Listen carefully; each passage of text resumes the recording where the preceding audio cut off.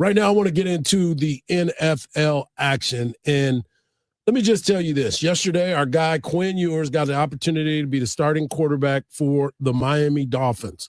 And a lot of folks are like, why did you bench Tua? Why did you do this? Why did it backfired? Y'all didn't get the win.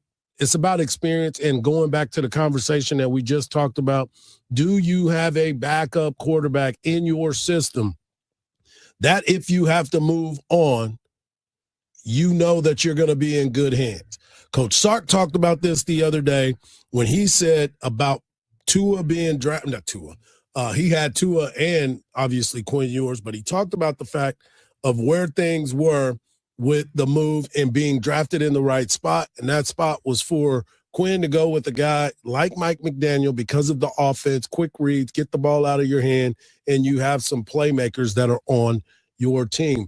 But Quinn talked about his experience in the loss. He had 260-yard passes, 260-yard passing, and 2 interceptions, and he talked about the loss to the Bengals. We came out and played well in the first half. We kind of got into a good flow there for a little while. And then coming out the second half, I thought, we came out well, and then we had that big play get called back, and we had the turnover, and it's hard to win ball games whenever you have 3 turnovers. And I wish I had a couple of those throws back, but I think it's a good learning moment and experience for all those guys in the locker room, and myself included. Not the result that we wanted. It's unfortunate. Well, the thing about it too, you start looking at, he threw an interception, and one of them, ball got tipped up in the air on a slant, and it just stayed up in the air, and it got it picked. No excuses. That's an interception.